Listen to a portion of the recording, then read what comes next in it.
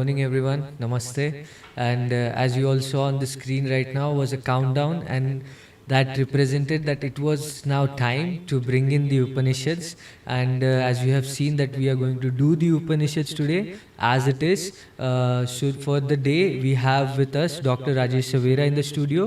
Welcome, Rajesh sir. Good morning. Thank you so much for coming for this episode. And we have been waiting to study the Upanishads because we study the Nikayas, we study the Agamas, we study the Sutras, and they all are practical in our daily lives.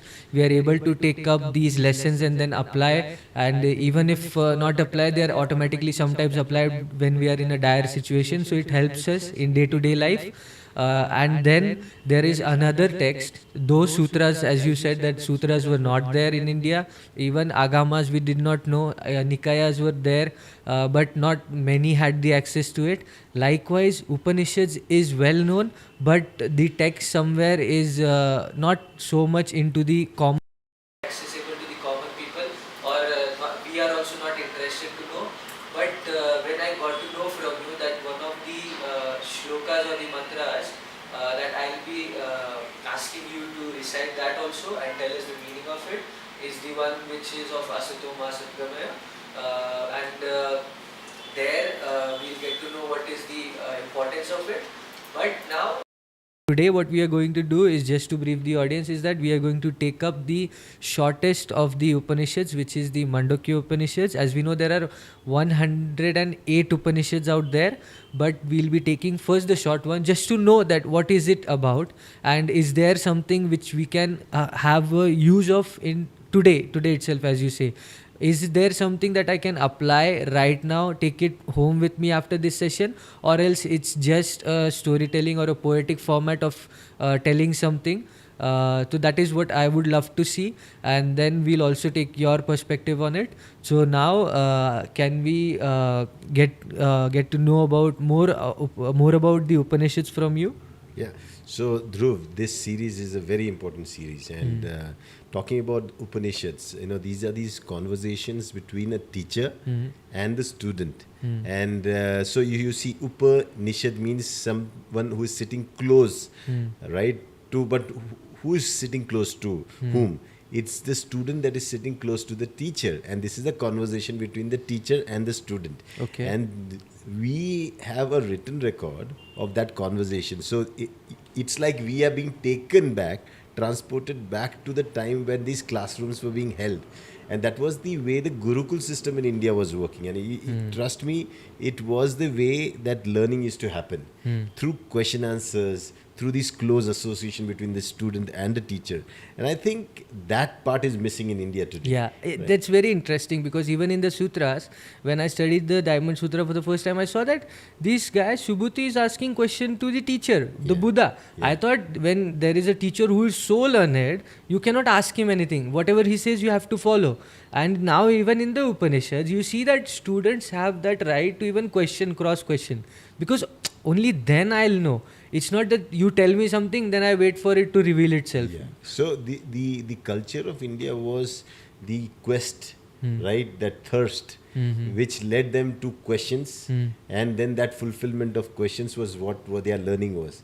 So here, if you look at the Upanishads, there are 108. That was right. You said 108.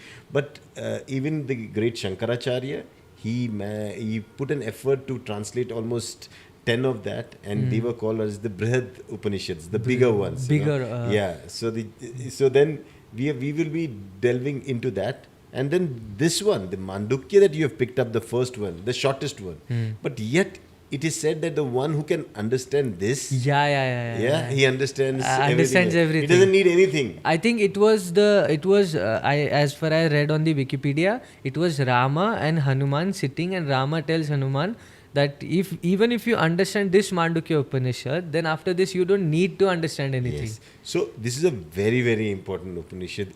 But it's on the other side, it is the essence of all the Vedanta. That means during these Upanishads come in the Vedanta category. Okay. Now, the Vedas, the 4 Vedas we all know, and the end of the Vedas was where the summary or the conclusion part came in, was Vedanta. The end one. These were the end ones. Okay, So okay. Upanishads come into that Vedanta category, and Okay, hence okay. this is like the summary. So if you can get the essence of the So you can say it's like a trailer to the movie? no, In a way? it's like the experience you had after watching the movie. Yeah, it's like that experience. Oh, I if it got can it. be Like summarized. on a news channel, after people watch a movie, they tell you, "Oh, it was a beautiful Yeah, movie." yeah. And when we So see that, something like the field of roses, and if you have to take up all the roses and make an essential oil, and that would be the Upanishads. That would be The the sar. Vedanta. The extract, Essence. the essence. I think that's very important because during the Vedic time, the Vedas had even the karma kand, the ritualistic ways, Yeah, and yeah, a lot of all those things which was very difficult for us to understand. The reason being, when the Vedas were being written at that time, the understanding was very high, and we did not need such a long explanation to understand. But today we need a lot of explanation. See, when you look at nature, you know, even the trees communicate with each other. Yeah. But they do communicate with each other. What do you mean? Yeah, you see, you look at the papaya tree. There is a male and a female tree. How do they communicate with each other? So when you look at, forget the tree. Even the birds communicate with each other. But their vocabulary is not lot. You see, we see for a person like us, we feel it's just the repetitive one. But no, they are communicating. oh, it was not something that they are just like. No. They That's are communicating. communication. Every word that they speak, every sound that they make is a communication, right? Okay, Even okay. you look at the dogs. For us, it's just a bark. Bark. But for them, it's a communication. For a wolf, his way of howling is a communication. So every species had a essence of communication. But even we humans had our communication when we were the early stage. But as we became more and more into seeing things, wanting to understand things, we need a lot of explanation. And today, you can understand that why we are going into understanding the Upanishads is because even if somebody gives you this, No. exactly, because it's like you'll think, oh, it's so No, difficult no, to no. understand. So that is why. Because you are telling me that this oil has hundreds of roses in it, and when I look at it, where is it? Exactly. There's no rose. So you don't see the field because you're just looking at the oil. Oil. You know the smell, you feel good, Yeah, but you'll miss the field. Now, And is that important? of course, because at the end, when you want to see the real existence, because the essence is telling you what it would be like, but then you would go into imagination.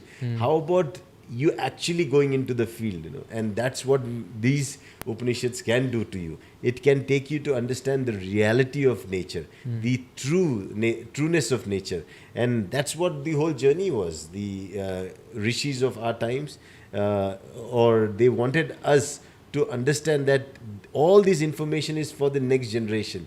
Basically, we are the continuum of them who were there, so many years. Yeah. And they have written it for themselves. Exactly, So we are receiving what we have only done thousands of, This is a deep, it's something you have to understand after you have. So when you talk about, sorry to interrupt you, but when you were saying that there is an essence of communication, you're talking from humans and the existence? Yeah, so when we talk about existence, we say something exists is because we see it in perspective about our existence.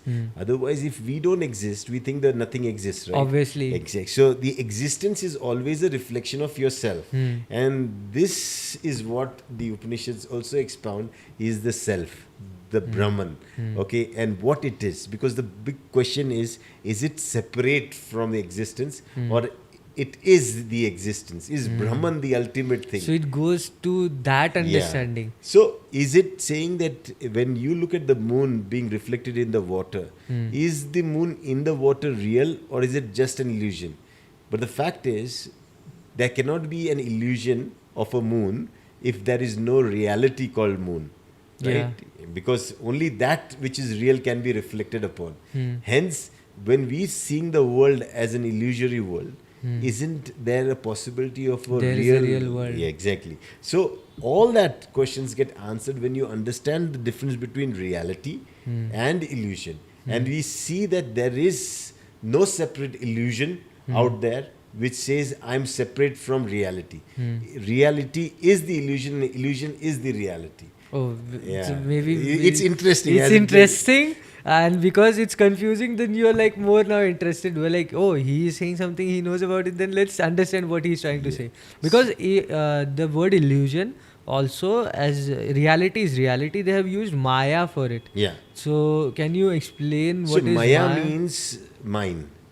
Okay, where whatever you will possess, whatever you think is in your sphere of your experience, that all is, you feel that it is your experience. You are the one who's experiencing, and this is what we call Maya. That is the illusion. Okay. Okay, because you're seeing it as you are the one who's experiencing everything. And when actually everything is there as it is, there is nothing changing. But because you are the ever changing one, you see like the reflection of the moon in the water. You see the moon changing its shape and size and color, and you think that that's what the moon is doing. But no, it's the reflection in the water that is doing that. So the same thing happens with our minds, because our minds keep on changing, keep on moving and reflecting the same reality in different perspective. We see that everything is just changing. But when there is a constant thing out there, which is as it is, and everything that is changing, everything that you see is coming and going, the birth and the death, everything is just an illusion. You understood? So it's this moving of the mind that moves the world. It's the unsteadiness of the mind that shows us the world as unsteady. It's the, you can say the differentiating mind that sees everything as different. Otherwise, everything is just the same. That's why we say reality is the truth.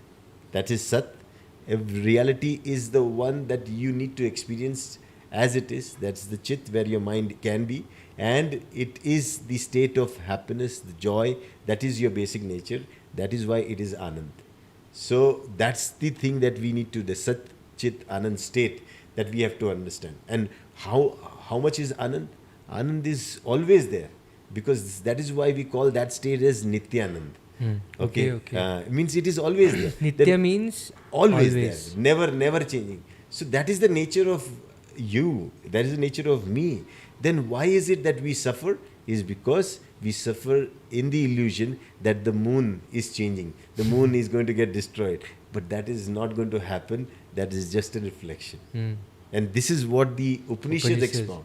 It is deep. Now the beauty is that while the Nikayas, the Agamas, and many of the books and many of the concepts did go away from India, but did you ever wonder how did the Vedas, the Upanishads still remain? Because that question I never had. Because that was held while the library was being taken away. The librarian picked up certain books and kept it with him. He knew that this is the essence, and this will keep my society together, keep the faith together, keep that belief together. And I think that's why India still remains and has the essence, because the Upanishads still live in India. The Upanishads are not being understood because maybe the teachers are missing. Maybe our interest into its application in real life is missing.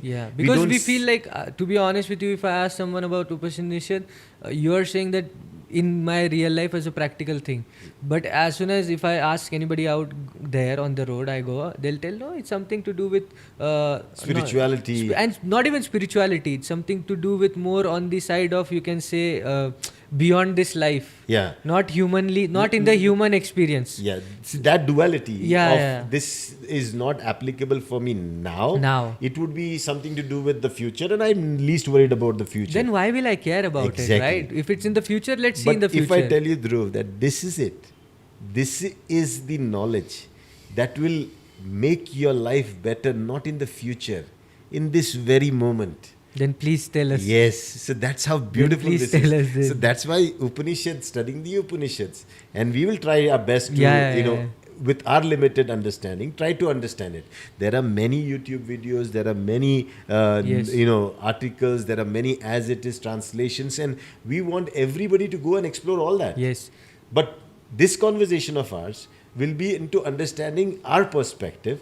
It's not the final perspective. There would be people who would be thinking the otherwise, but that's okay. Yes. Because that's the beauty of it. The mirror allows everybody to see as it is, right? So it doesn't say that this is how it should be. Yeah. And that's the beauty of the Upanishads. It's just like any other subject we study in school. Yeah. Not everybody is going to have the same perspective about studying maths. Yeah. So let's dive deeper into seeing, as a psychotherapist, as a physician, as a one person who is exploring the wisdom that lies innate in us as Indians. We have this particular quality because the culture has kept us going, into just having faith in that supreme thing that governs everything. And we don't want to go into the duality of it. We want to see the non-dual nature that the Vedanta talks about, and we want to understand that in the perspective of the Upanishads. Yes. And let's try to understand. And as I told you, the pick is very good because you picked up the Mandukya Upanishad. Manduk means a frog. Okay. And it's like the frogs, keep on jumping. But I think even though they are jumping, they are focused on that thing that it wants to. It can pull out its tongue and just wallop a fly or something. It's like this. If you can get it, you will realize that when it has to jump, it will jump. But when it does not have to jump, it will sit down and pull out its tongue far away also and wallop it. So there will be these instances where your mind will just pull out and take a piece of it, and you will feel, satiated. So that is why they talk about a frog. So this is my perspective. Oh, nice perspective. But I think being like that frog, waiting patiently for the next No, but moment, there has to be a reason they put a frog. Because what is going to come, I don't know. I need to be prepared. Alert like a frog. It can even catch that fly. With that precision. Can you imagine? Now I'm looking at a frog like a master. My goodness. So he catches a fly with his tongue. Yeah, with the tongue, and it's very accurate. It opens its tongue up, pulls it out, and takes it in. Yeah. So there will be moments when we are studying this that you'll have these experiences that the mind is trying to just wallop a fly in. But you will know that when it happens. Those triggering moments, those igniting moments are what we call Satori moments. And those sparks will then light up the fire of your wisdom, which will be useful for you to help yourself in times when you feel confused, when you feel lost, when you seek help. You will realize there's only you to help. There's Nobody only, else. And you will be the best companion for yourself. And you'll realize that you are the most powerful thing, and you don't need anybody else. And you can journey your life independently on that confidence that you are the one who drives it. And there's nothing else that can give. And then fear is lost. And then, as the study of the Upanishads or any of the texts always says, that you need to invoke that wisdom within you, right?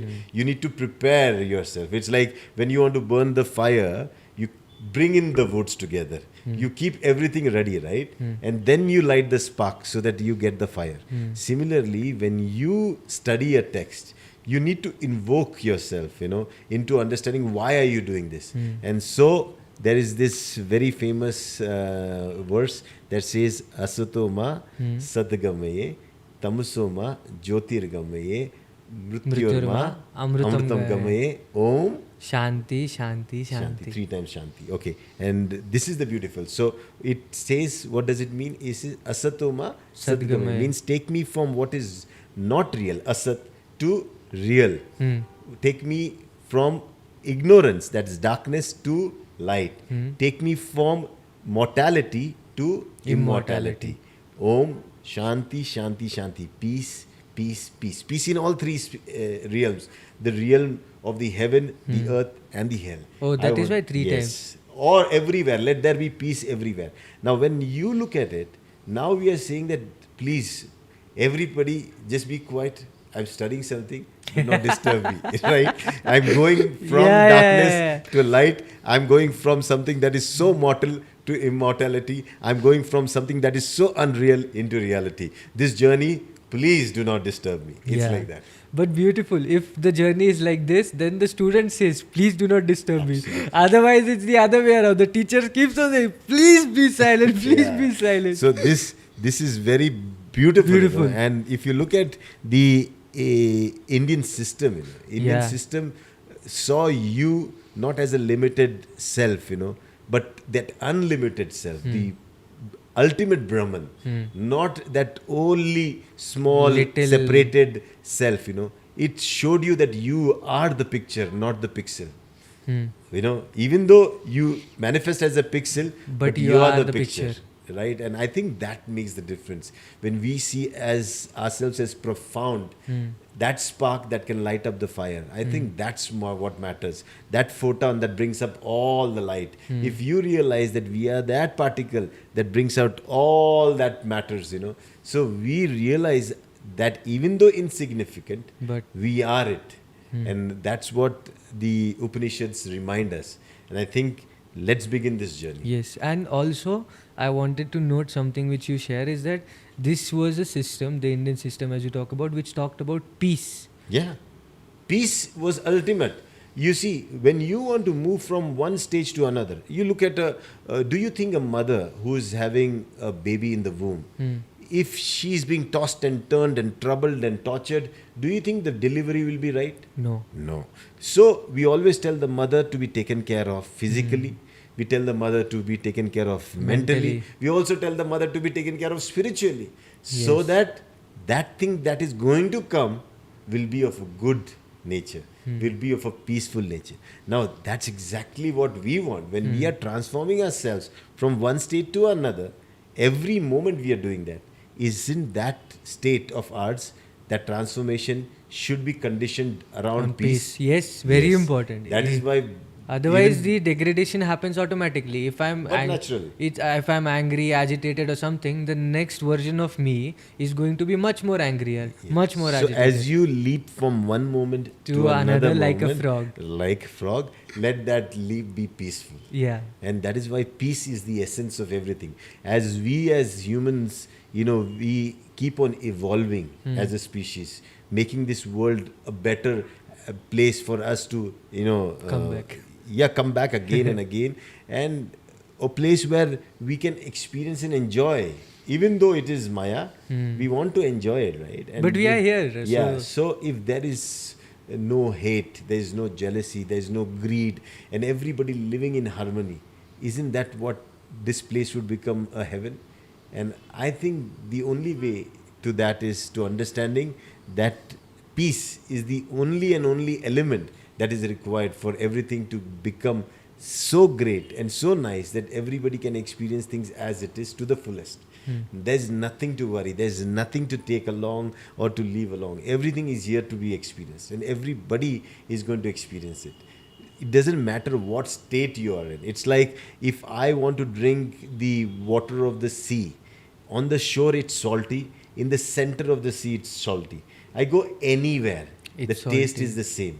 So the experience of this world is the same for the one who is enlightened, right? Enlightened means from the darkness he has moved to light, Light. right? And what is nirvana is from death he goes to Immortality. Yeah. And what is wisdom is from not knowing he goes into Knowing. That's it. Everything is very clearly mentioned in that prayer. And so we always remind that we should not be the trigger for something losing the peace. Not with people, not within the society, not within ourselves also.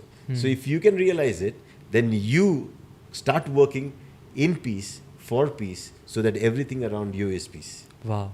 Yeah? Beautiful. I Yeah. mean, this Yeah. is now. This has set the tone. Like now, I'm very excited because before this, wow, what is Upanishads? Why Upanishads? And suddenly now, when I'm studying about it, the concepts are different, and I'm not able to understand.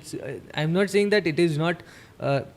Or basis of my understanding, I can understand this because Yeah. this is very simple for my daily life. Otherwise, it's too complicated. Like you said, if something is supposed to happen in the future, how can I do it now? Yeah. But every moment leaps you into the future. Future. So if you can make sure that this moment is right, your future is right. Yeah, obviously, if I'm leaping towards a cliff, then I'm going to fall. Absolutely. But if I'm leaping, away from the lift, I'm going to stay on the ground. Absolutely, yeah.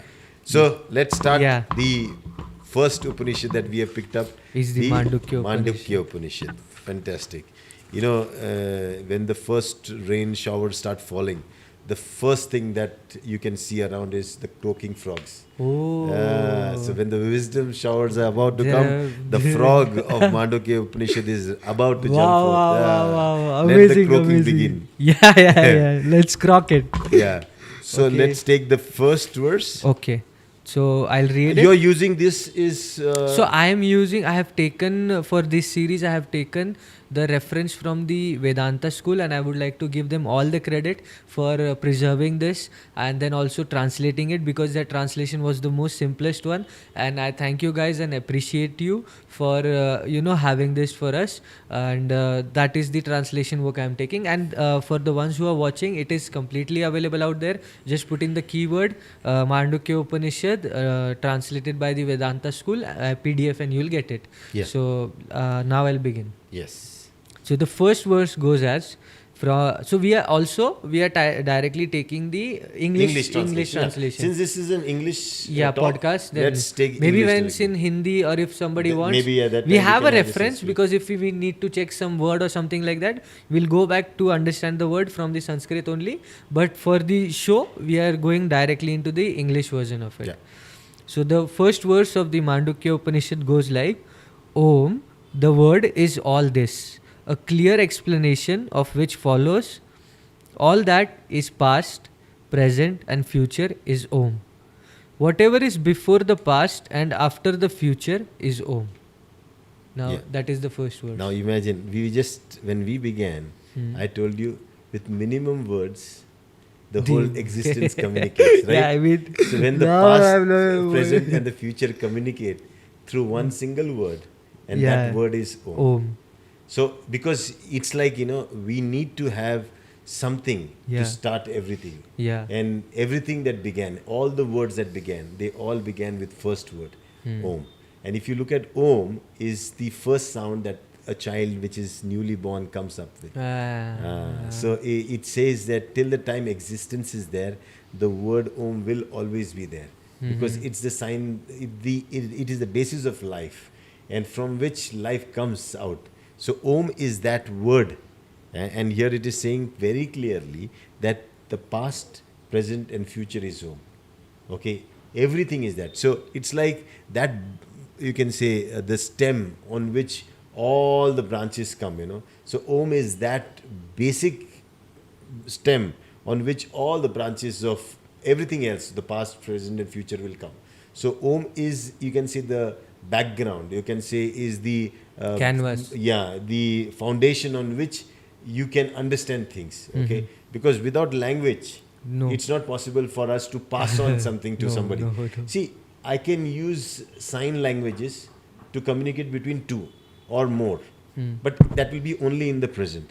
But if I have to communicate something in the future, Then I have to note it down. yeah, and that's where the words then get written down, then get passed on. Oh, that was their thought. Yeah, so I'm always surprised by these people, they want to share it to the future also. Because the I mean, we future don't is even there. think about the present, Because not they even. know that But the intention of Is- sharing something so important. If you have gold, if you have a box of gold and you have hidden it somewhere, you would be like, "But keep quiet, man. Yeah. I don't want to tell this." Because once you know the knowledge of existence, it's like now he becomes that magician and Yeah. I have lost the value. So, what is the thought process they have? Why are they sharing this? What's the because reason? they know that this is the time that is ticking out, and there will be them in the future time. So when they do for somebody in the future, That's they're doing it for themselves. themselves. Oh. Because there is no two. They know it's everything one and the same.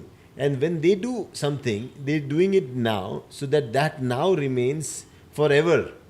Right? So every act is intentionally done for the future. Can we expound on the fact that, Like, for example, there is no two, can you so explain like that? when you were a small kid and you were doing something, that time was basically sowing the seed for yourself in the future, right? Yeah. So when you were doing that, if you had that vision that me today doing this, maybe a study, is going to be for me in the future. Yes. So within this same lifetime, you already did something which is helping you in the future. Yes. So everything that you do You do in the now so that it is helpful in the future. I mean, if I have some work today, like a presentation tomorrow or anything related to tomorrow, so I work on it today, so I am benefited tomorrow. Yeah, but that is for tomorrow. But what you do in today and tomorrow will be also used someday in future. Very true. Very true, because it will be a part of you.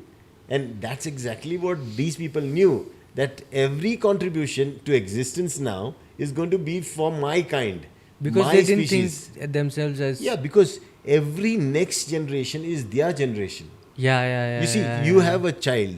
You do something now so that the child benefits. When we see that only as a child, we feel okay. But imagine you have a family, a bigger family. You have, say, 10 children. Then you do everything for the 10 children. Then you think, no. What about their children? So I need to do for their children Oh, also. okay, So okay. similarly, when the people were doing these things, they were doing it for their species, their kind, so that everybody in the future could get something from them. So the contribution was always for the future. And they knew that when they visit from the future into the past, they should see that future that is being created was created because there was a past that was thinking of creating that future. So the past also should be in the same category, The right? future should also be in the same so category. the past and the future should be just reflecting each other, Yes. right? And that when is done, Only then we'll know that there was a past or a future. Absolutely. Otherwise, there's no way to tell. See, today we are studying something that has been maybe 2,500, More 3,000 than years. that. Now, something like that was written. It is written for us now. This future of that time is taking us into the past, right? Yes. Right. But And we are able to enter their Exactly. thought process also. So now you understand Om, the word is all this. A clear explanation of which follows. All that is past, present, And future future. is Om. Right? Word.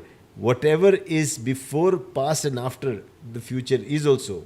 Everything is going to be words. Everything is going to be born from words. Your intentions, your thoughts, even those are words. Yes. Right? Anything Because that every you can. communication is always through words, right? And here Om is that basic essence, the first letter that gave rise to all other letters. Is the first seed that gave rise to the all other seeds and the jungle and everything. It is the first egg that gave rise to all other species. So that there is always that first thing, okay, which is always there. And Om is that only thing that was always there before also, and it's always going to be there to the end also. So if everything is being created, is created from Om. If everything is going to be destroyed, is going to be destroyed into the Om. So Om is everything. You understand? Yeah. So practically it means that whenever you do, the moment is the real thing. Om is the moment that connects you to the past and the future. So the present moment is what Om is. And Om is there now. It was there in the past. It is going to be in the future also. You understood? So Om is everywhere because moments are going to be there always. Always. Yes. So So that it's is the talking first about thing. that. Ah. Okay. So let's say take the next verse. Second verse goes like, all this is the limitless I. This self is the limitless I. Now here there is no limit to this I. When you look at this moment, this Om, Yeah. okay, at all this is the limitless life. All this that you see, the past, the present, the future, the time itself is limitless. You cannot say time is limited. You think that it is limited. Because you are limited. You feel you're limited, but technically you're not. You don't say that every morning I'm born and every night I die. No. You say every morning I wake up and in the night I sleep. Then again morning I wake up, I sleep. So why don't you say that morning you are born and evening you die? Because you still hold on to one common element called this body, which is ever changing now. So when you realize that this I that you see yourself limited within this body is an illusion, you are a limitless I, right? And you should realize that limitlessness of yours. So there will be a day where you will say you're about to be born. There will be a day when you will know that it's time to die. But there will be again a day that you will be born. Then again a day you will be dying. Like every day after day. So life after life, you will keep on coming. This limitless you that is always there. So don't worry about that. So the biggest thing is people worry that they are limited, when actually Obviously. you are limitless. The self is the limitless I. Now it is explaining which is this I that you feel, that I. That is the self. Now they will expound on what the self is. And that's what we are trying to understand here. Because this feeling of, having this identity, I, then feeling that there is a self also that calls itself an I. Because I think I need to be called this. Yeah. But this I that has a feeling is a possessive of somebody, right? Yes. Like you ask me, Rajesh, who is this I? I say, it's me. It's me who I. So somebody is saying that I am I. Yeah. Right? That yeah, self. Yeah, yeah. Right? Yeah, as soon as you say, ask me, you are you. then I'll say Right. I'm Dhruv, not Yeah. you. So- I mean, in a way, you. But something also tells me that when you ask me that who am I, then something tells me that you are Dhruv. Yes. So that I is basically the I-ness that comes because there is a self that claims itself to be the I. Okay. And as it goes deeper, you see, you'll understand this more. What it is. Yeah. So, continuing with the verse 3rd, the first quarter of the self is the waker, whose field is the waking state, who is conscious of the external world of objects, who has 7 limbs and 19 mouths, and who enjoys the world's gross objects. So now we are expounding on the self, because the self is claiming that I am there. Okay, so it has started to say I, but that is that self. So now they are breaking down this self into 4 quarters, and that's exactly what Om is. If you look at the word Om, it's written in 4 quarters, 3 vertical quarters, right, and 1 horizontal. So sorry, 3 horizontal quarters and another horizontal quarter, but separate from the 3 ones. Okay, and now we'll see what are these 3 quarters and what is the 4th quarter. The first quarter says that is the waker, whose field is waking state. Okay, who is conscious. Now here, conscious of the external world of objects, who has 7 limbs, 19 mouths, means, and who enjoys the world's gross objects. Now here, when they talk about the 7 limbs, they're talking about the things that help you move. Okay, and the mouth is something that you feed on. Your senses feed on, all these sound, taste, and everything. So there are these 19 mouths that you feed yourself, and the 7 limbs that help you to move and do things. That's the basis on which you interact with the world. You see the world, and that's the first quarter of self. So you always will feel that since those things are there, the self is experiencing that, and that is the world that you are in, right? Yeah. So this cup, I know that you say there is no self. What are you saying, man? I'm holding this cup, and this is me who is holding it. That I that is saying that I am holding this, but that I is being claimed by the self. So this is the 1 quarter where I am awake right now. I know that I am holding a pen. I know there is a light. I know there is a camera. I know this. I'm interacting with this world. I know it's me who is interacting. But that is the first quarter of the self that is doing that. So 1/4 of that self tells me that there is this state of mind that is awake, that is interacting with this world, with my senses, with my mind, and that makes me believe that I exist. And that feeling of I existing is the first quarter of the self. Yeah, as soon as we wake up, we start experiencing this. Yeah. So this is the world of the senses. Okay. Then the second quarter is the dreamer, whose field of experience is the dream state, who is conscious of the internal world of objects, who has 7 limbs and 19 mouths, and who enjoys the subtle objects of the dream world. Yeah. Now here we finish the physical. Now we are diving deep into another state, the second quarter of the self. And here it is saying that it's the dreamer. Okay, one was the wakeful one. Yeah. Now is the dreamer who is experiencing everything mentally. Yeah. Everything mentally. And mentally, he is also enjoying mentally. He's also eating mentally to those mouths. Okay, he's also getting things moved around because of those limbs. the 7 limbs. So here again, this is the mental world, a dream world. Yeah, like dream. It's not real. Sometimes when you dream, you Yeah. feel like this is the real world. Absolutely. Like for example, one is you hold an apple and you see an Yeah. apple and you know an apple and you eat an apple, and that's the wakeful state. Yeah. Now there could be a state of you which can think of an apple. Yeah, for sure. You can eat that apple. Yeah. You Let's can- take apple and let's take pizza. Because Anything. nowadays apple nobody. So you take a pizza.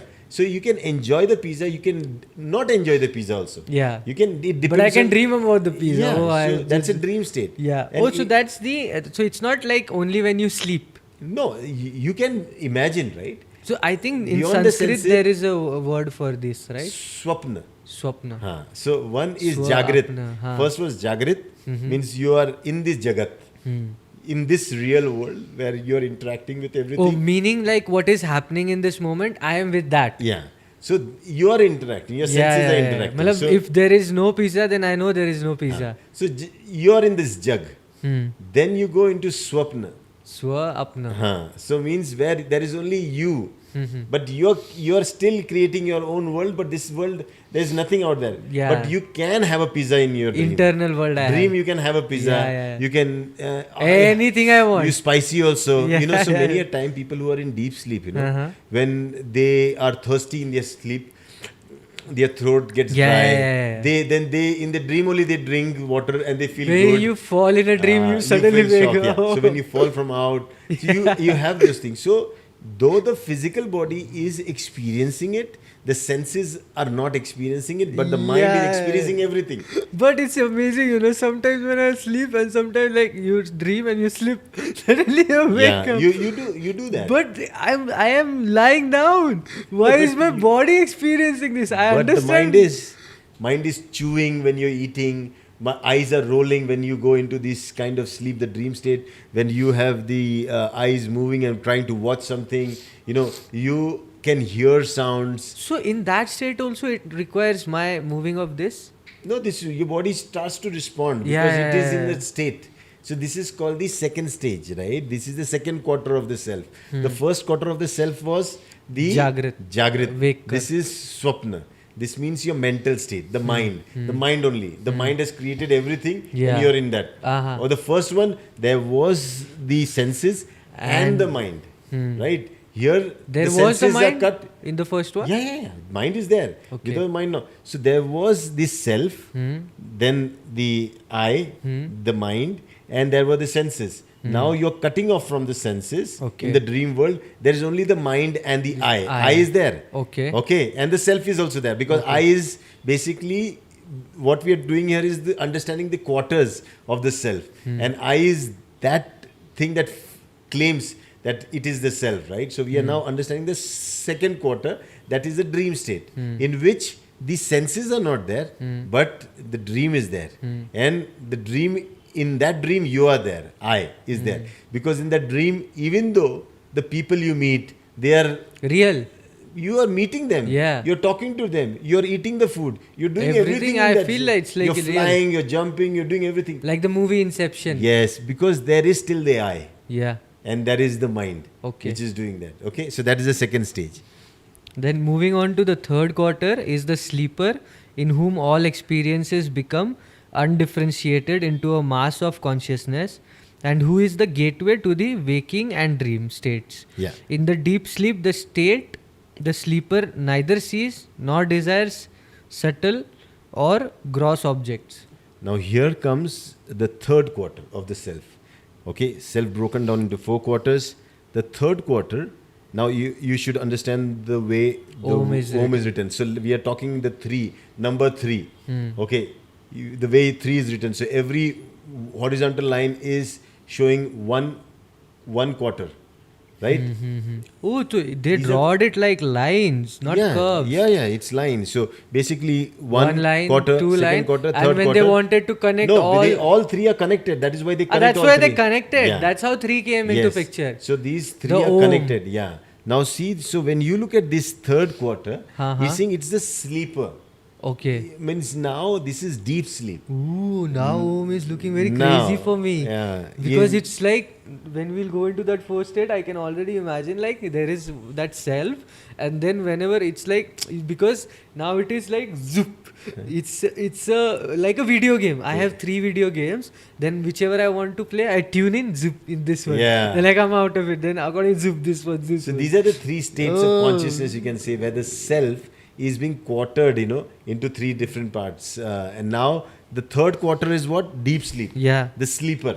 Now here, there is, for the first time, there is the No mind. senses gone. Yeah. The mind also is gone. Because there is no experience.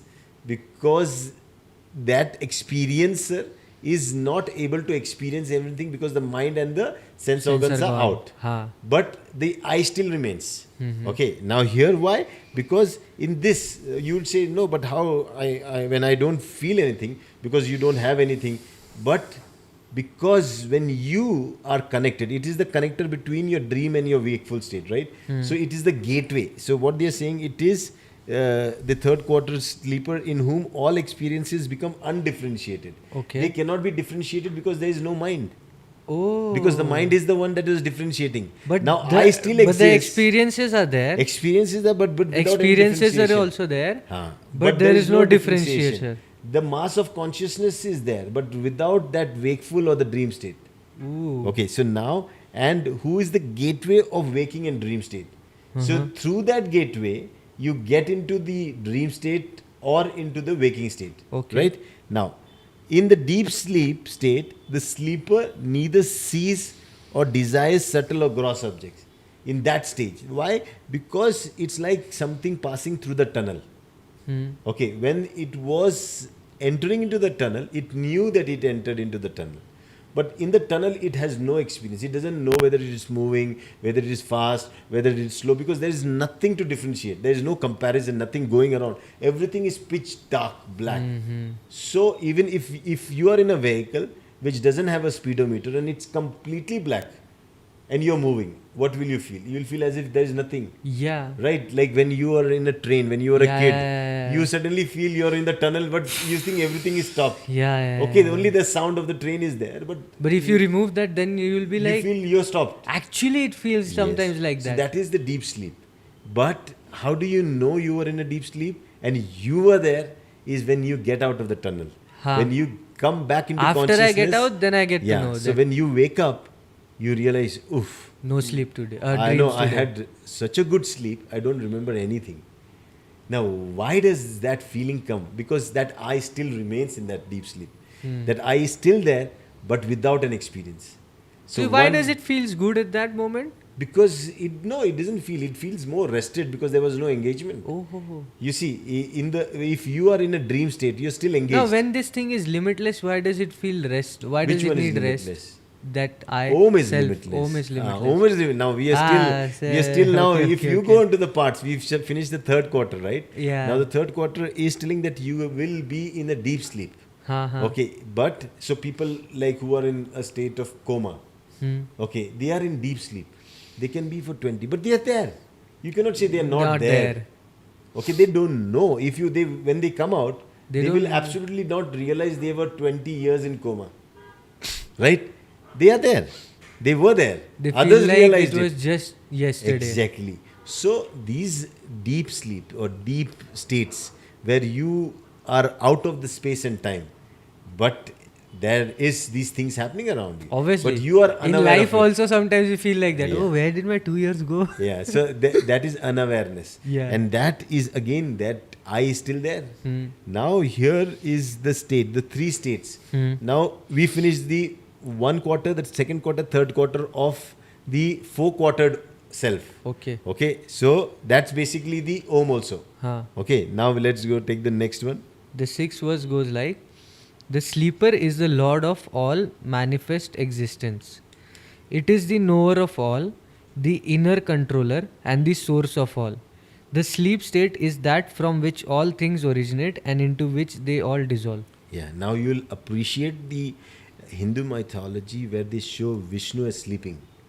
Oh, Yeah. So from it everything arises. So it's in that deep sleep when you're in that deepest sleep, everything arises because your wakefulness is going to come from that deep sleep. Your dreams come from that deep sleep. Deep sleep is the basis on which everything is there. So it is saying it is the Lord of all manifested existence. Without that deep sleep state of yours, without that unconscious state of yours, where there is consciousness, but it's still not conscious, like it's not engaging. But that is the basis on which everything can be engaged. So it's saying it is the knower of all. That state knows all other states. It is the inner controller. Okay, the deep sleep is the inner controller. That state is really the knower?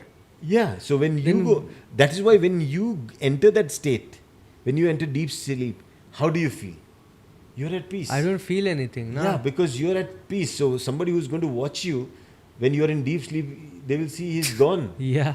Right or wrong? That Rest means in peace, man. There's nothing. Yeah, there's nothing that he's struggling for. He, as if he knows everything. Yeah. He has nothing for which he has to even move his finger. Like Vishnu is... Yeah, he's in that complete state where there is no struggle left. Okay, but it also is the source of all. Okay, the sleep state is that from which all things originate and into which all of these things will dissolve. All that when you get up, you have woken up from that deep sleep. And when you have engaged yourself the whole day, and from that wakeful state, you're going back. And there could be the shortest period of a dream state, but you can go directly from wakeful into a deep sleep state. So all those experiences will get dissolved in that deep sleep. Yeah. Same can happen in the dream state. From all the dreams, you can get dissolved into that deep sleep. From that again deep sleep, you will come back again. Wakeful, then it becomes a source So it's the of... originator and the dissolver of everything. Yeah. You understood? Yeah. So it's that we say that you are in that sea of deep sleep, where everything arises. Okay, so that's what they are telling about the third quarter. Now, the seventh verse. The self is known as the fourth and is to be realized. It is neither conscious of the external or internal worlds, nor it is a mass of consciousness. It is not simple consciousness, nor it is unconsciousness. It cannot be seen by the senses, is unrelated to anything, incomprehensible to the mind, uninferable, unthinkable, and indescribable. Its nature is pure consciousness, the negation of all phenomena, non-dual, blissful, and peaceful. Peaceful, yeah. Now here, the self is known as the fourth. Now, between these 3 quarters, here it was the first quarter, okay, of the self, the second quarter, the third quarter. We saw the waker, the dreamer, and the sleeper, right? The deep sleeper. Now, between these 3 states, there is something that is watching these 3 states, right? Somebody is watching it. So now you know the 3, and then you have this, in the Om, you have this eye that is watching. Tail-like thing. But without an eyelid. You've seen the Om is written like this with a dot. Yeah. So it's the eye without the eyelid. It doesn't close. It doesn't have the It eyelid. has the only lower part to show with the dot. But I saw first time you are the one who draw the dot above, or they have the they draw it like this. Yeah. Like this. No, it's basically like this dot on the top. Dot is on the top. Okay, so I mean, let's symbolically take that as a eye who is watching. Watching without an eyelid. Because it cannot get closed. Okay. So now that separate self, which is seeing these 3 states, which is not affected by it. It is not conscious or unconscious. It doesn't go through that change. It is the constant one. So here it is saying that fourth self, that which you feel that you are, but you never realize it. Okay, you only toggle between the 3 quarters of self. But the fourth self, that is called Turiya. Okay. Because it's the fourth. Chaturya, right? Chaturya. Yeah, so Chaturtha means fourth. Okay. So the Turth becomes Turiya, the fourth state. Nice name. Okay. So here it is, the self is known as the fourth, and it's to be realized. This one, the other things you are realizing. Experiencing. But this one, it has to be realized itself. It doesn't have anything else to realize. It's like when you have a mirror, you can see everything. But how to see yourself without a mirror? Wow, that's the challenge. So you have to Yeah. realize yourself. So here, this has to be realized. It is neither conscious and of the external. Okay, it's not conscious of the external or the internal. Consciousness is something that keeps on changing, right? When you are awake, we are in dream state or in deep sleep. This is the states of consciousness. But this is beyond this consciousness, this self. Okay, and it cannot understand the external or the internal because there is no differentiating element in that. It just sees everything as it is. Okay, and nor is it a mass of consciousness. It is not consciousness. You cannot say it does contain consciousness, but it is not consciousness, right? It's the container that has the content, but it's not the content. Yeah, like a pot and water. Yeah. The pot is not the water, but it contains the Content water. not. Okay, it's not simple consciousness, nor is it unconscious.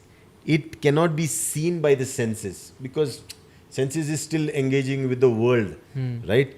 It's unrelated to anything. It's not related to anything. It's separate from that. It's watching the other three states. It's separate.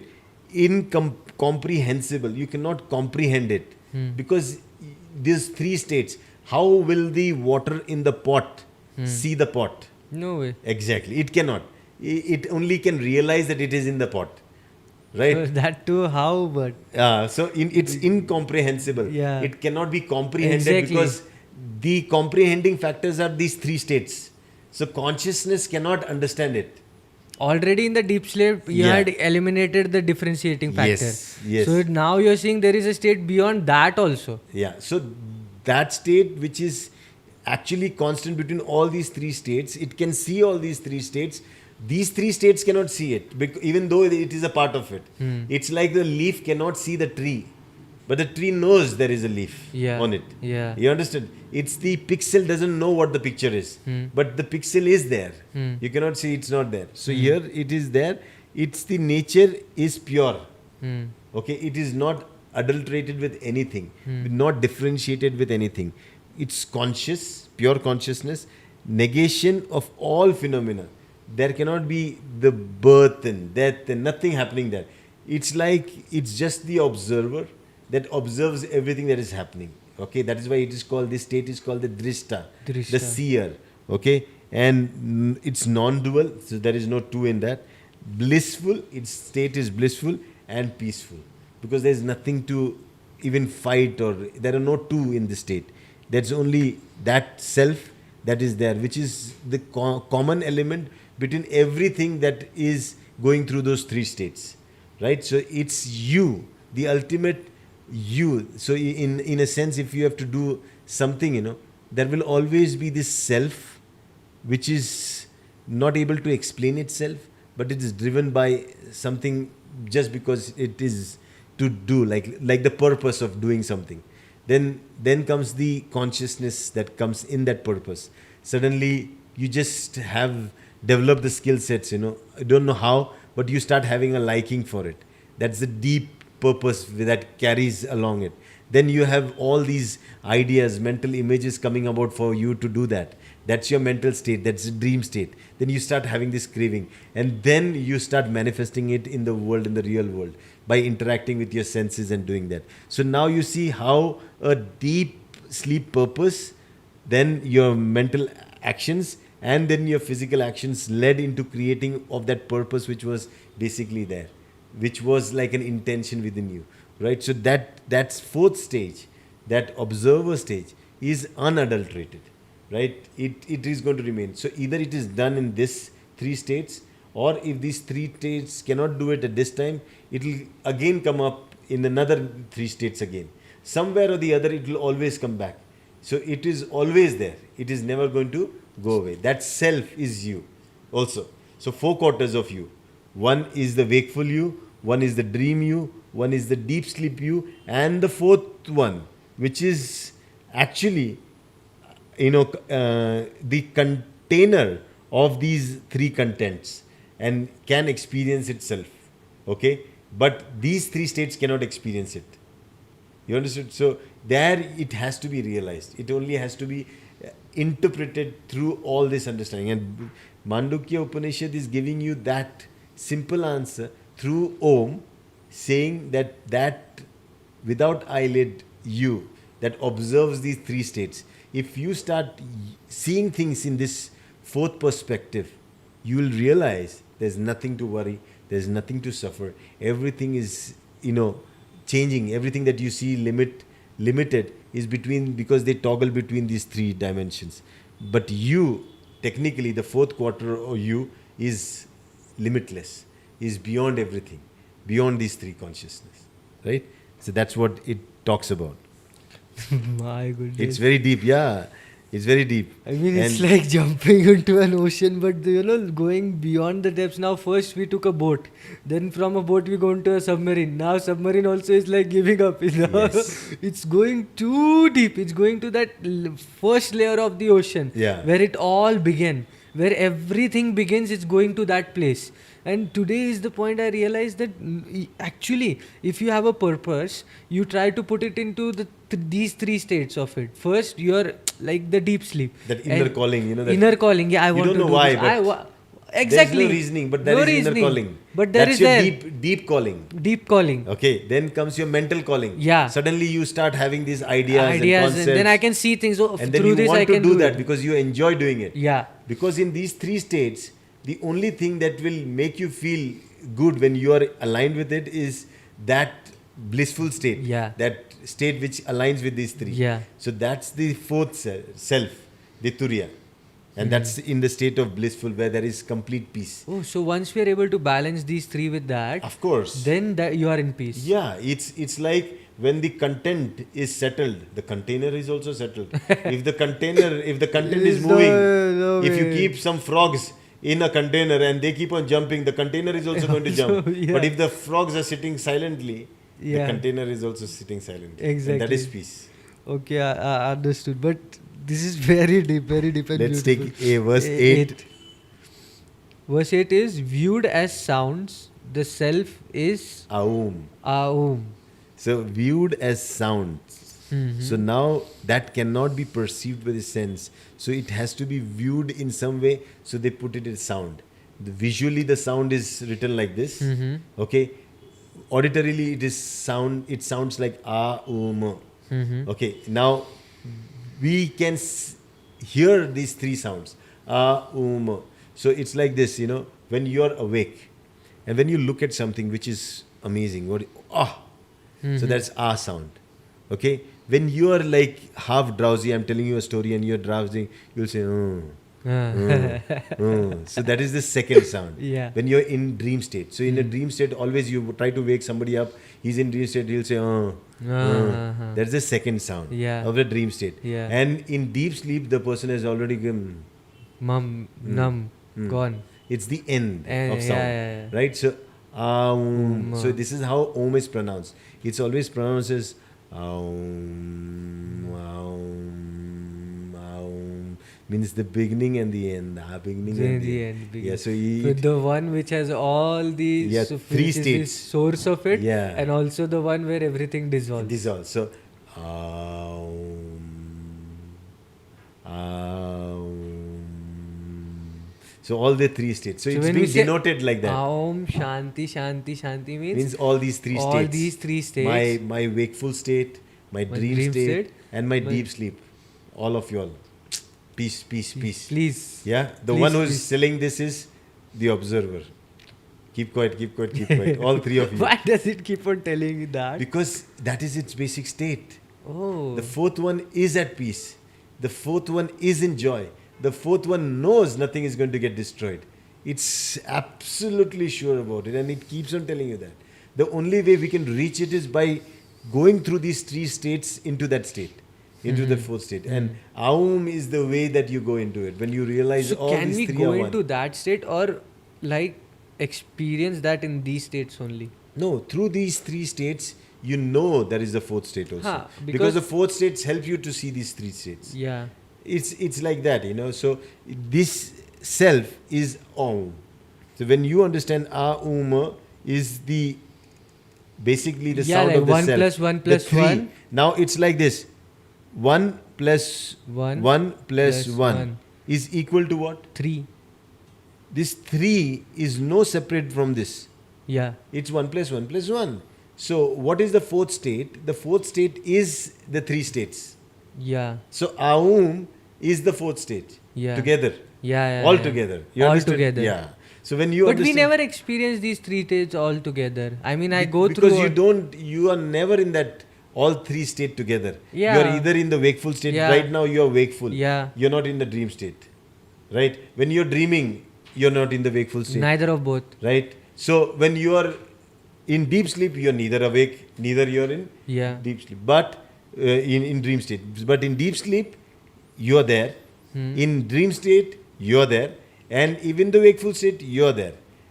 In all these 3, see, it's just a permutation of combination of what is what. So if I see this 3 is the final stage. So you mean in a cup, the water is there. In a jar, the water is there. In a... No, you're talking about now when you look at these 3 states, it's like the container, okay, having the water, okay, that's the physical state, okay, there is water. Along with that, there is the coldness of the water, which is there in the water. The water basically has the coldness. Yeah. And it also has the ability to quench thirst. So it has the ability to quench thirst also in it. Yeah. Now all these 3 are not separate from the water. They're And the they are same. in the container. Now till the time they are in the container, these 3 things can be done, right? Somebody who is feeling really hot, can the water help him feel cold? Somebody who is thirsty, can the water help the person feel, get out of the thirst? Yeah. Yeah, but without its physical form, it cannot do that. So wakeful and your dream state and your deep sleep, they all are there, right? So they all are there, but within the container. And this container holds onto it. Yeah. So you cannot say that is, now imagine the container is also the water. You have to understand, because these 3 things are in it, it is also the water itself. Yeah, So- a glass of water. no, I don't put a glass in it. It is the water that is holding the water. You understand? No. No, so it is like the physical water is the cold, holding the coldness. Yeah. The water is holding the coldness in Yes, it. yes. The water has the ability to quench the thirst. Yes. Is it separate from the water? No. They 3 are in the water. Yes. So all 3 together. What do you mean the qualities of it? Yeah, all together. All together?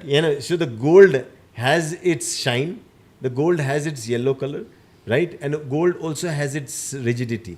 All 3 are in the gold. Yes. So that state Is the 4th state. is the 4th stage. Oh, the okay, sum, okay, The okay. sum of the parts Okay, is the 4th okay, stage. okay, So okay. you yourself Yeah. is all 3 together.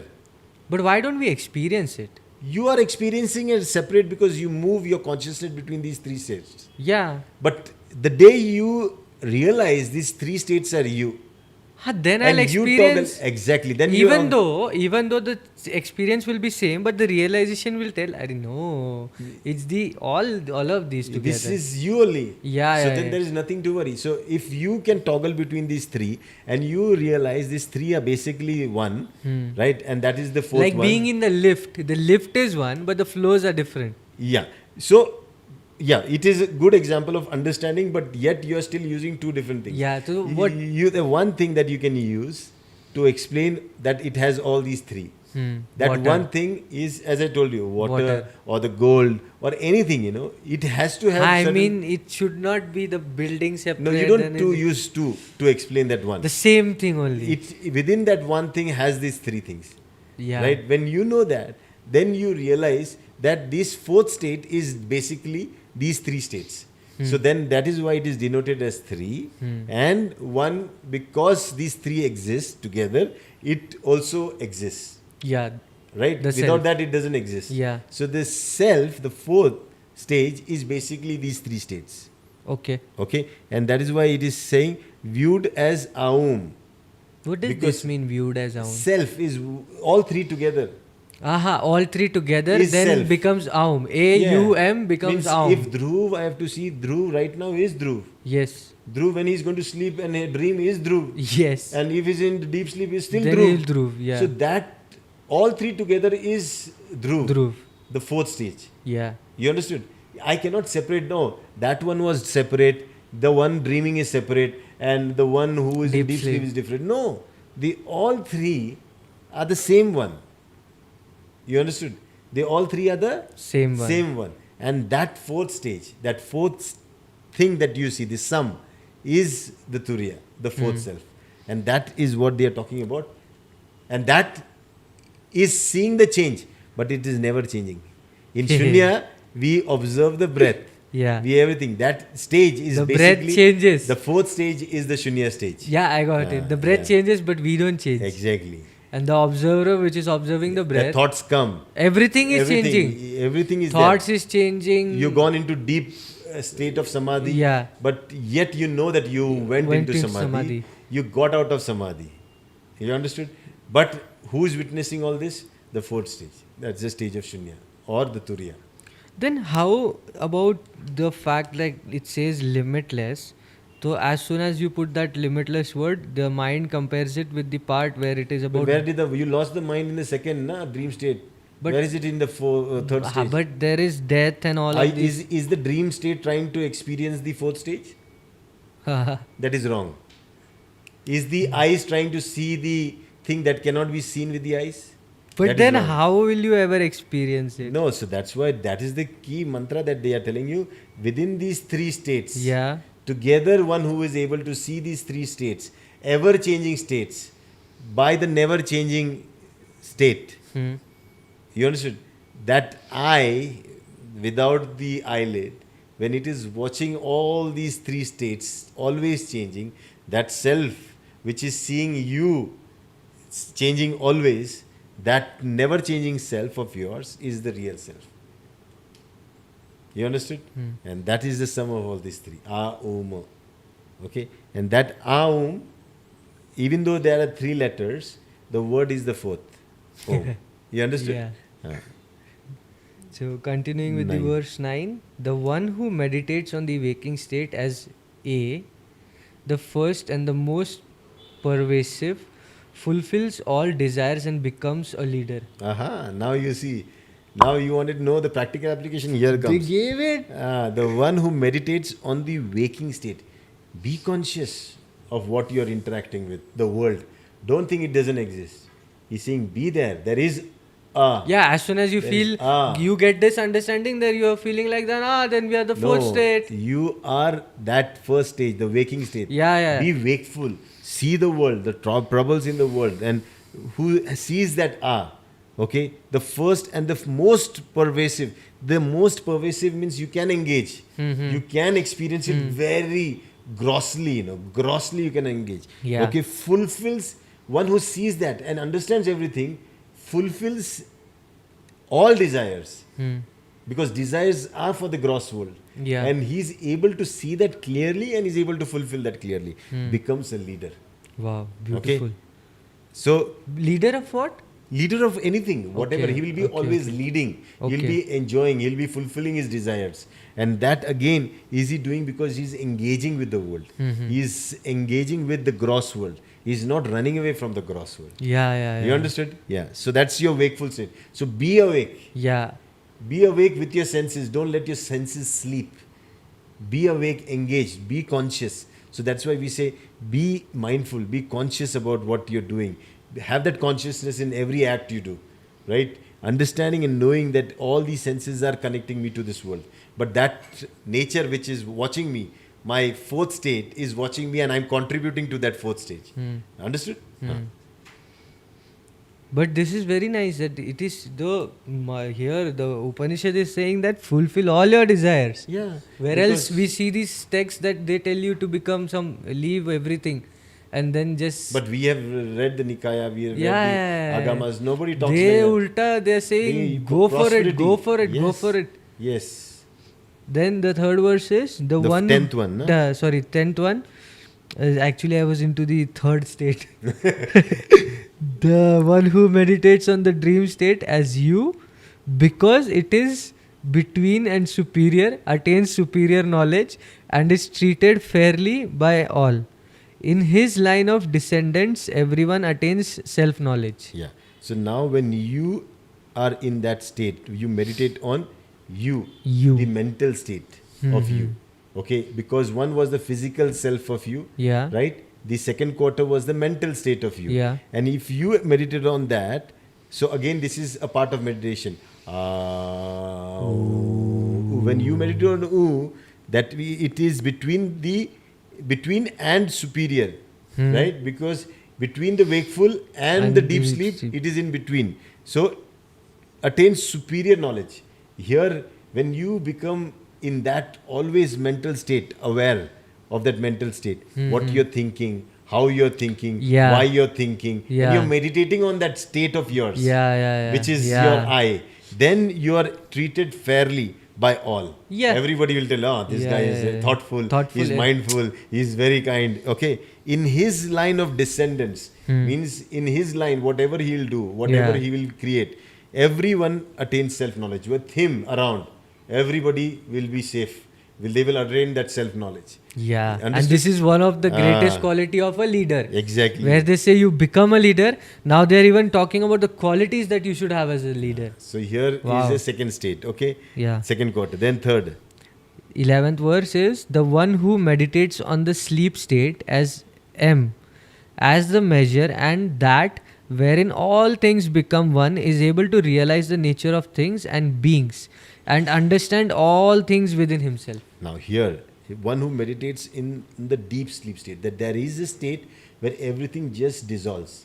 Because it has to dissolve into something, right? Yeah, otherwise. When you know that nothing is permanent, everything is just going to dissolve, and he realizes it, he is never going to get attached to it. He's not going to go holding on to the ice forever. That he is knows why it you is going can to melt. improve also. Here it comes. So M as the measure, and that wherein all things become one. Yeah. He knows that at the end everything is going to become one. Perish. There's nothing known. There's no One means differentiating. that all is going to Ah, perish. Yeah. And is able to realize the nature of things, the impermanence of things, and beings. Oh, nature means the impermanence. Yeah, the Okay. impermanence, Yeah. that ever-changing thing, Yeah. okay, based on conditions, pratitya samutpad, everything. Understand all things within himself. Now he knows that this self, which is able to understand everything that is happening, will not hold on to anything. Now, Because there's no ego. Exactly. A leader should not have an ego. at that time he dissolves everything. So every time he goes into that deep sleeps, he dissolves all the wakeful experiences, all the Exactly, mental. this is something recently you had told me, Yeah. and I was like, wow, this is so amazing. So now he's dissolved everything. Now nothing Yesterday is left. gone, Now gone. when he comes back into the world, he comes with nothing. yeah. Absolutely. I think because- you said that every time you go to sleep and whatever happened that day, good, bad, as soon as the day ends, it all should end. And Yes. tomorrow It you should should be dissolve. new. Hindi में बोला था आपने कि रात गई बात गई. हाँ. It should dissolve. It should dissolve. And here it is saying that that third state of you should be able to do that, because that will help you understand all things, and you'll realize all things are within himself, within you. All the power is Everything within you. is within you. Right? So that's the third quarter. Now let's take the last. 12th verse, picture अभी खत्म होने वाली है, but so beautiful. That which is partless, soundless, incomprehensible, beyond the senses, blissful, non-dual, and that wherein all phenomena are resolved is the fourth, the self. The one who knows it dissolves the self in it. So here comes the final thing. Now the fourth one. Fourth one was the accumulation of all three, right? That is what we gave the rise to the fourth one. That is the final ultimate one. Because if all these three things, they separate, there is no wakeful, there is no deep sleep of yours, there is no dream state of yours, all these three are gone, and only the fourth remains. You understood? Now, because you see, we studied it as 4 quarters. Okay. Now it is like Oh. this. We study 4 quarters, Quarters, na? yeah, Quarters. yeah. So now This is so I amazing. take the first quarter, and I have 0 left in the first quarter. So definitely the fourth quarter will have more. It will become half. Okay. Then I have, it's like 4 children, 4 people are there. And everybody is given 1/4, 1/4, 1/4, 1/4. 1/4. Okay. Right? 1, 1, 1, everybody is given. This one, the fourth one, this one says, now I don't want nothing. So this one goes to this. So this becomes 2/4. 2/4. Now this one gives away its one to it. So in dream state also nothing. So this becomes 3/4. Then this one also gives away to this. This also remains 4 at by nothing. 4 is- 4 by. This is Purnam. You understood? So this is full. This is shunya if this you is look also at shunya. it. Because you see, There's they're nothing else. like in a circle, they are talking about these 4 quarters. Yeah. Like even a company has a life of 4 quarters.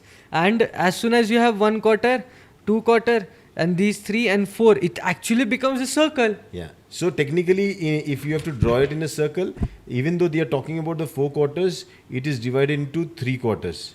Yeah, Okay. yeah. And the So circle is the fourth quarter. is the So now if you look But at it, these are not separate. These are just yeah. So these 3, when they are merged and they are gone, then the only thing remains is 0. the 4th quarter, The fourth the quarter. full one, right? So here it is saying that which is partless. Now there is no parting. Yeah. Now soundless. OPC. Yeah. Oh, one person company this is now. So incomprehensible. It cannot be comprehended beyond the senses. Yeah. Blissful, Yes. non-dual, Yes. and that wherein all phenomena Yes. are resolved in the 4th, the self. This is the Turiya. The one who knows it dissolves the self in it. One who What knows does it, this mean? Like, one who knows that, Yeah. that the ultimate thing is Yeah. that these 3 states, they are the one that separate me.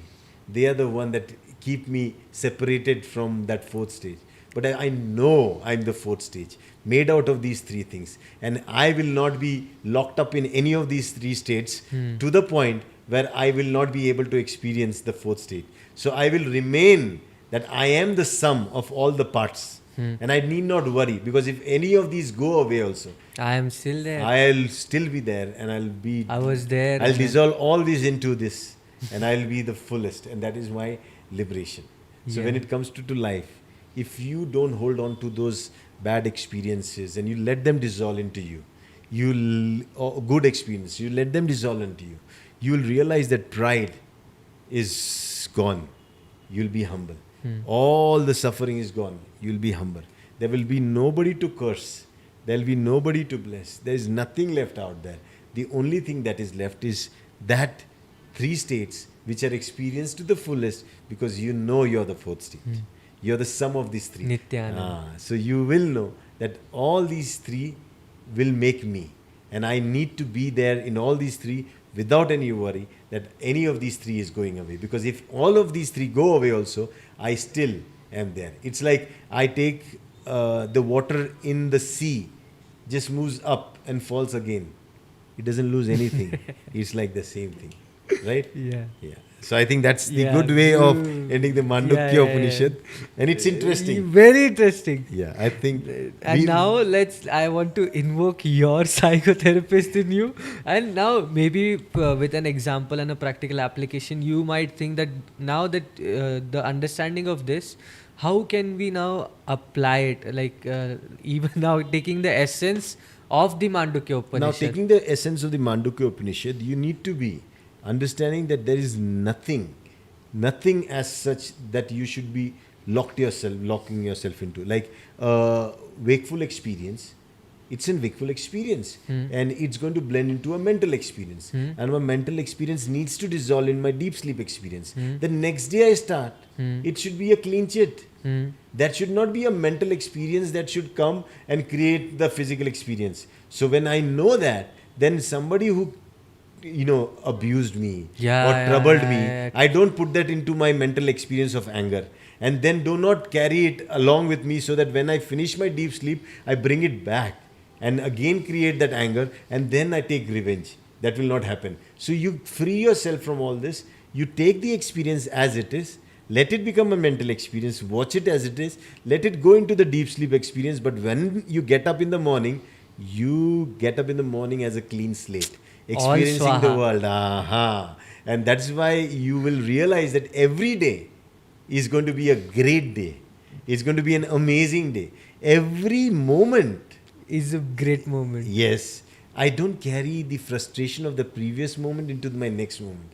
I don't carry the worry of the previous moment into the next moment. I don't carry the joy of the previous moment into the next moment. I just live the moment as it is. And if I do that, there's nothing to worry. There's Yeah. nothing to get frustrated about. There's nothing to be claiming that this is going to remain forever. I know the only thing that remains forever is the fourth state. That's the state which allows these three states to enjoy itself or to experience itself. And I am the experiencer of these three states. I am the observer of these three states. I am the sum of the parts. And when I know that, there's nothing missing here and there. Everything is going to be me. Everything is from me, everything into me, everything for me. So I don't hold anything. And then I against can anyone. even balance my life like a frog. You see, on that, in a pond, it sits on that subtle leaf. Yeah, so life becomes easy when you know that I have to just observe my nature in these three states. My consciousness in the wakeful state, because if I am completely observing how I am engaging with the world, I'll be able to better myself. There comes the Panchashila, right? Only the one with good moral character will become a leader. Yes. Okay, then I know that these mental states, these thoughts, these dreams, these illusions, they are just illusions. They don't exist. And I will be able to let go of that. So I will not hold anything in my mind. My mind will always be in a state of emptiness, shunya. Yeah. Okay, and my deep sleep will be where I will be able to let go and dissolve everything so that there is nothing left. Again, another advanced stage of shunya. Okay, I'm absolutely a state clean. Yeah. From basic samatha and my, vipassana to yes, and my fourth stage is observing these three states, whether I'm doing these three things. Yes. And if I'm doing these three things, I think you don't need anybody to tell you where you're reaching. You go from asat to sat. Sat. You go from so we go from asat to sat, we go from ignorance to knowledge, Yeah. and then from mortality to immortality. So asutoma Sadgamaya, tamsoma, jyotirgamaya, mrityurma, amritam gamaya. Om Om Shanti, Shanti, Shanti. For all the three. Yeah. Who is saying this? The fourth one. Fourth one. May peace be to your the Physical state, physical state, mental state, and your deep sleep. state. Okay? Oh, okay. That concludes today's Yeah, session. yeah. I mean, a beautiful session it was. We thank you for coming here Thank today you. and sharing your perspective, your understanding. I think that your understanding brought a lot of practical ways to apply it in real life. And hopefully, after this session, we are able to do it in Yeah, we'll every take up moment. one because I think after this we'll take up another Upanishad. Because But you- today was a testing of. Yeah, but it was not testing. We were not testing it. We were tasting it. Tasting it, It was yeah. tasting. And it is interesting. Super interesting. Now every Monday, I think anybody who here or not, but at least I'll be here Yeah, it is for the Upanishads. So it becomes that now that passion is there, it is invoked in us. Yes. Now the Turiya is speaking. Bring in. Yeah. Talk about me also. And Everybody- you'll value how our culture retained it for us. And we should thank all Yeah. those people, even our culture, Yeah. to have kept it for us so that Everyone, we can study everyone. it today. From Shankaras, anybody Yes, we yes, know yes, about, yes. all the even the Vedanta Society, even the Vedanta Society, they they are doing do a a great great job. job. I Yeah, mean, good. they are putting videos, they are talking across the world. Wherever they get a chance, they go. So we thank you all guys, and we really appreciate the fact that you are doing and putting this hard work, and then they are even answering questions, Yes. harsh questions which people are asking, and that's a bold thing to do. Yeah. And and that's just great. That's just great. There are no more words I can talk about you guys, but that's it for our session today, and we hope to see you again on the next session. Hopefully we'll be planning Monday. for the next Monday, and that's it for today. Thank you for joining in. Namaste and bye bye. Bye-bye.